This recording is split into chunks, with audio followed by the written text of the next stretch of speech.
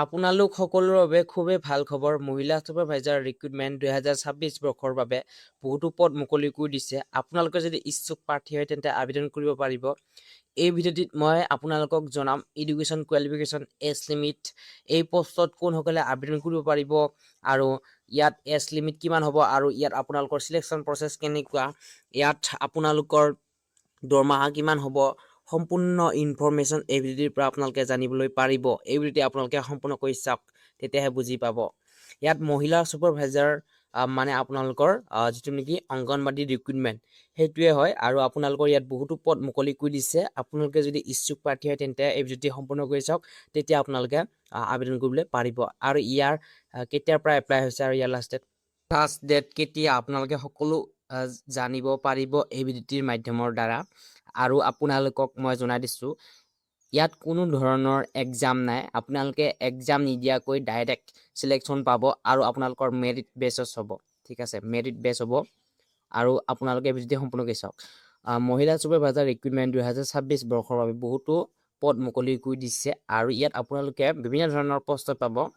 আপোনালোকৰ ইয়াত পোনপ্ৰথমতে ইয়াত আপোনালোকে জানি থওক যে ইণ্টিগ্ৰেটেড চাইল্ড ডেভেলপমেণ্ট ছাৰ্ভিচ হয়, এইটো ICDS।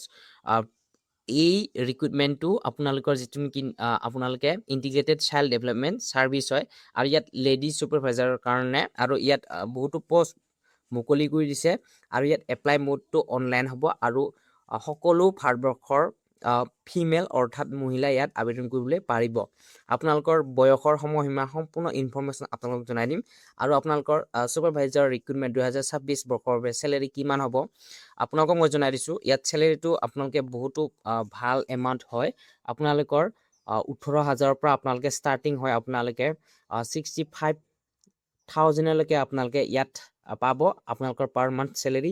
আপোনালোকৰ ইয়াত বিভিন্ন ধৰণৰ ইয়াত আপোনালোকৰ এড হ'ব আৰু আপোনালোকে কোনো ধৰণৰ চিন্তা নকৰিব, আপোনালোকৰ এইটো বেচিক চেলেৰি হয়।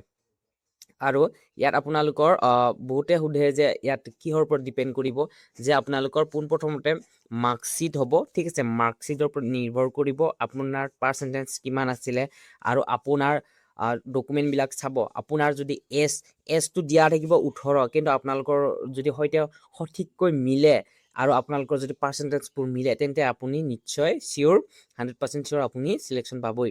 আৰু এজ লিমিট আপোনালোকৰ 18ৰ পৰা 45 বছৰলৈকে, মিনিমাম 18 আপোনালোকৰ আৰু মেক্সিমাম আছে 45 বছৰ। আৰু গভৰ্ণমেণ্ট ৰুলত যেনেকুৱা আছে তেনেকৈ পাব। SC ST সকলে 5 years পাব আৰু যিসকল OBC হয় তেওঁলোকে 3 years পাব, OBC সকলে 3 years পাব। ঠিক আছে, আৰু ইয়াত আপোনালোকক মই জনাই দিছোঁ ইয়াত কোনো ধৰণৰ এপ্লিকেশ্যন ফিজ নালাগে।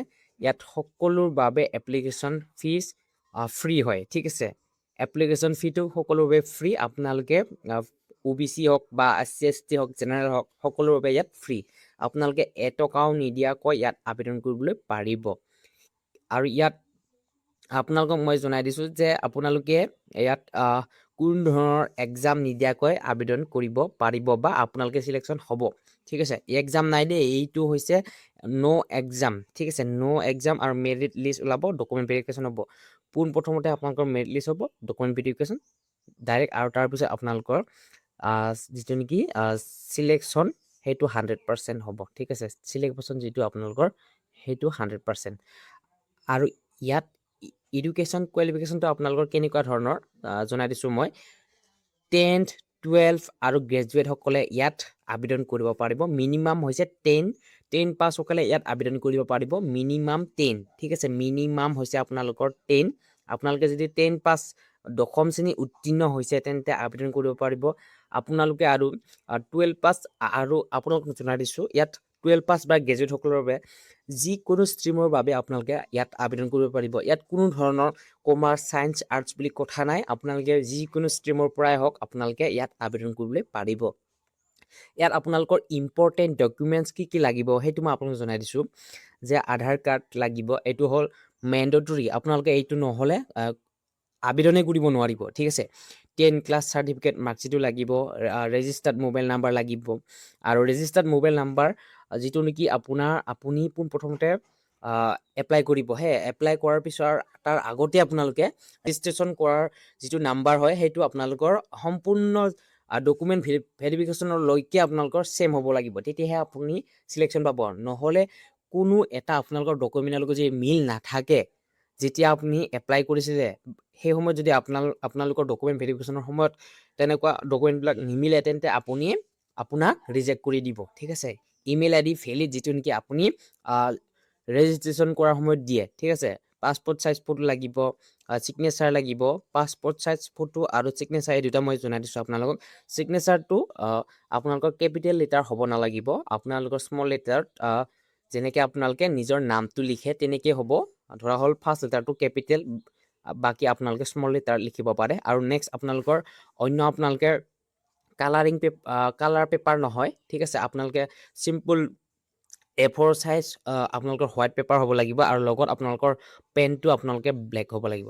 ঠিক আছে, কাষ্ট চাৰ্টিফিকেটটো আপোনালোকৰ 100% চিয়'ৰ। কাষ্ট চাৰ্টিফিকেটটো আপোনালোকৰ ইয়াত নৰ্মেল যিটো নেকি কাষ্ট চাৰ্টিফিকেটটো যিটো আপোনালোকৰ ইয়াত ডিজিটেল যিটো নেকি সকলোৱে আজিকালি কৰে ডিজিটেল। ঠিক আছে, আপোনালোকে সেইটো ডিজিটেলটো কৰি ল'ব লাগিব। ঠিক আছে, ডিজিটেল চাৰ্টিফিকেট কাষ্ট চাৰ্টিফিকেটটো এনেকুৱা ধৰণৰ, আজিকালি যিটো নেকি নাম্বাৰ থাকে বাৰ কোড, ধৰা মই এনেই আপোনালোকক দেখুৱাই দিছোঁ, এনেকুৱা বাৰ কোড এটা থাকে।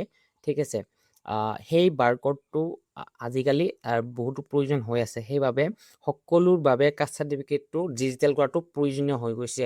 সেই বাৰ কোডটো যদি নহ'লে আপুনি হয়তো কোনোবাত আপুনি এপ্লাই কৰিব নোৱাৰিব। ঠিক আছে, এপ্লাই কৰিব নোৱাৰিব। সেইবাবে মই আপোনাক এডভাইচ দিছোঁ যে আপুনি যদিহে আপোনাৰ কাষ্ট চাৰ্টিফিকেটত ডিজিটেল কৰা নাই, তেন্তে আপুনি অতি সোনকালে ডিজিটেল কৰি লওক, তাৰপিছতহে আপুনি এপ্লাই কৰিব। ঠিক আছে, যিকোনো চেণ্ট্ৰেল এক্সাম হওক বা চেণ্ট্ৰেল এক্সামৰ বাবে আপুনি যদি এপ্লাই কৰিব বিচাৰে, বা আপুনি অসমৰ ষ্টেটৰ বাবেও আপুনি এপ্লাই কৰিব বিচাৰে, তেন্তে আপোনাৰ যিটো আগৰ কাষ্ট চাৰ্টিফিকেটটো সেইটো আজিকালি অলৰেডি বেন বুলি ক'লেও ভুল নাই, কাৰণ সকলোৱে ডিজিটেল চাৰ্টিফিকেটটো বনাই লৈছে, সকলোৱে ডিজিটেল চাৰ্টিফিকেটটোৱে দিয়ে। ঠিক আছে, আৰু আপোনালোকক মই জনাই দিছোঁ যে আপোনালোকৰ ষ্টাৰ্টিং কেতিয়াৰ পৰা আছে 3 এপ্ৰিল, আৰু আপোনালোকৰ লাষ্ট ডেট 24 এপ্ৰিল 2026।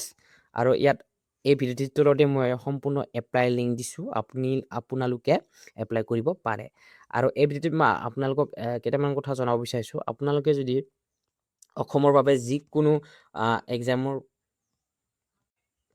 বাবে আপোনালোকে যদি প্ৰিপেৰেশ্যন কৰি আছে, তেন্তে আপোনালোকে পোনপ্ৰথমতে জনাই দিছোঁ যে আপোনালোকে ৰিজনিং বুক বাই কৰিব বিচাৰে, এই ভিডিঅ'ৰ ডিছক্ৰিপশ্যনত দিয়া আছে ৰিজনিং বুক RS আগৰৱালৰ, আপোনালোকে সেইখন বুক ল'ব পাৰে। আৰু মেথছৰ বাবে আপোনালোকৰ RS আগৰৱালৰে হয়। আপোনালোকৰ যিটো নেকি আপোনালোকৰ এপ্টিটিউড হয়, ঠিক আছে, সেইটো ল'ব পাৰে। আৰু আপোনালোকৰ এপ্টিটিউড বঢ়িয়া ভাল কিতাপ হয়। আৰু আপোনালোকৰ আছাম ইয়াৰ বুক আৰু জেনেৰেল নলেজ আপোনালোকৰ অসমৰ দুখন মই দিছোঁ, আপোনালোকে সেইকেইখন বুক থ্ৰু দি ADRE 3.0 বাবে আপোনালোকে প্ৰিপেৰেশ্যন কৰিব বিচাৰে পাৰিব। আৰু আপোনালোকৰ বাবে এখন ভাল বুক, আৰু মই 3খন বুক আপোনালোকক প্ৰিফাৰেঞ্চ দিছোঁ যে আপোনালোকে অসমৰ বাবে যদিহে বিশেষকৈ ADRE 3.0 বাবে প্ৰিপেৰেশ্যন কৰি আছে, তেন্তে আপোনালোকৰ বাবে ভাল সুযোগ যে এই ভিডিঅ'ৰ ডিছক্ৰিপশ্যনত ইম্পৰ্টেণ্ট 4খন বুক লিংক দিছোঁ, সেই 4খন আপোনালোকে যদি ক্ৰয় কৰে, তেন্তে 100% চিয়'ৰ আপোনালোকে ADRE 3.0 চিলেকশ্যন পাবই নিশ্চয়। আৰু যদিহে আপোনালোকে ভিডিঅ'টো ভাল পাইছে, তেনেহ'লে লাইক কমেণ্ট শ্বেয়াৰ কৰিবলৈ একেবাৰে নাপাহৰিব।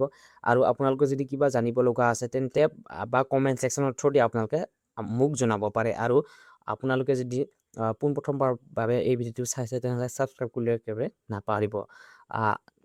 যেতিয়াই মই এনেকুৱা নতুন ভিডিঅ' আপলোড কৰোঁ, তেতিয়া আপোনালোকৰ তাত নটিফিকেশ্যন যায়। ধন্যবাদ।